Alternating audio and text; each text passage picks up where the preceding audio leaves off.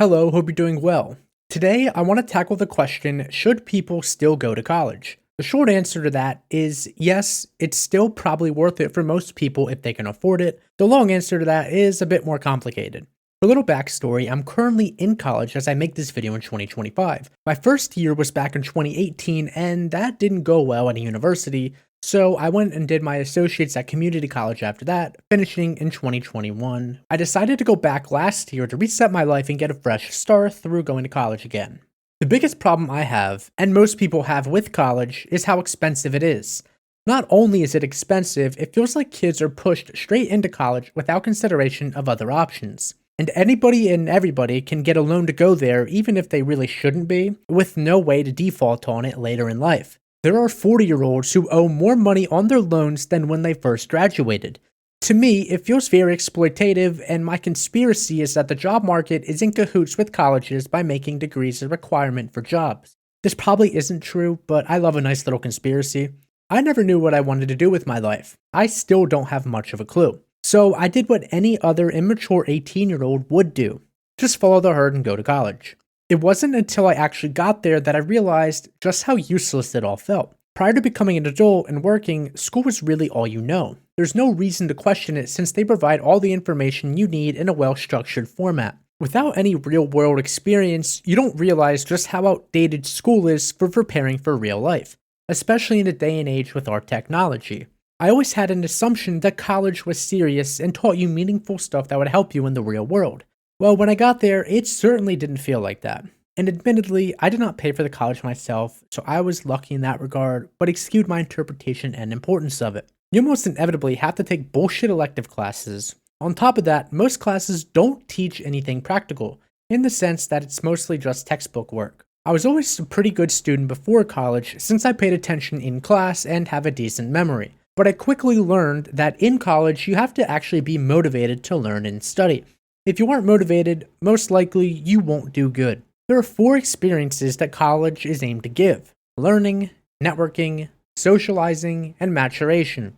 College sets the stage up for these 4 things to happen for its students, but it's up to the individual to actually make the most of the opportunity. This was another assumption I got wrong, that things would just naturally progress.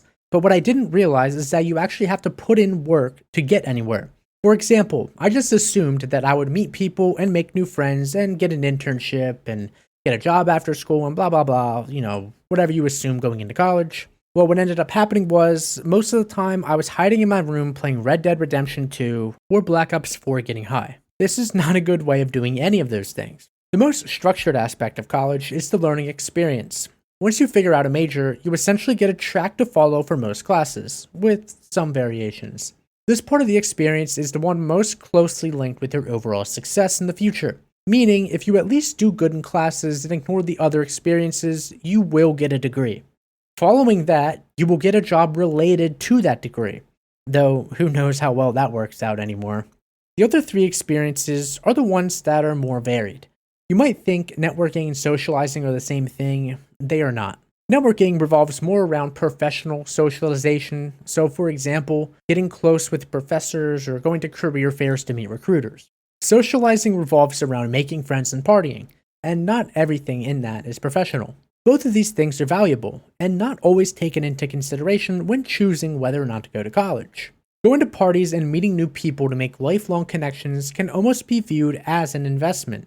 While partying with these people or hanging out with them doesn't provide any immediate value other than the experience, you never know where they're going to end up in their life. This is not to put valuations on your friends, but anything can happen to benefit your own life or theirs. You never know, you might be best friends with the future CEO of Walmart. Surrounding yourself with the correct people can be a massive lifelong advantage that not everyone has.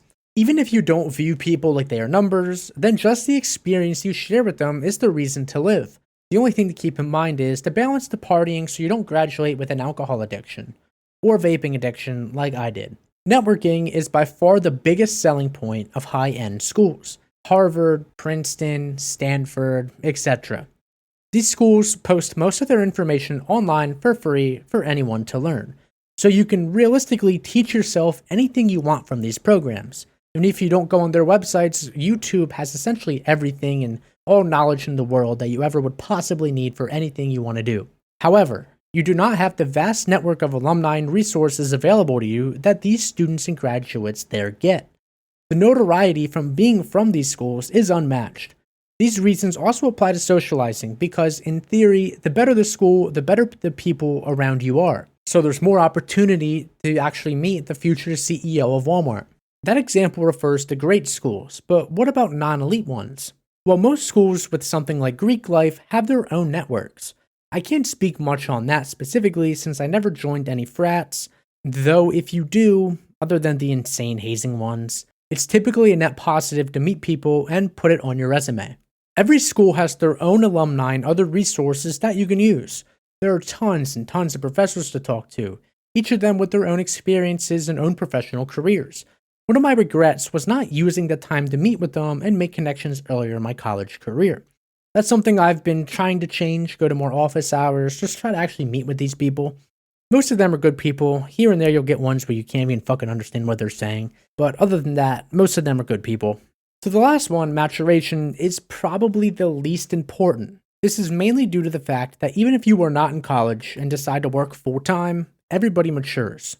If we're being honest, the only mature thing about being in college compared to working full-time is that you're probably moving out on your own for the first time and getting a nice taste of freedom. People mature in both, but from experience and people I know, college is not always the most efficient way to mature. At the end of the day though, everyone ends up maturing at some point, some are just faster than others. One thing I will credit college on this front is that it's a great stepping stone for young adults to enter adulthood. Just moving out away from parents, even if it's to a dorm, does wonders for people. It is more expensive than it ever was before to move out if you aren't going to college, so it makes it a great way to get a taste of that freedom while furthering your life paths, even though this is going to pay a heavy burden on you afterwards. I'm not trying to sell the idea of going to college. If I was getting paid, that's another story, but I feel that college has gotten a lot of blowback lately.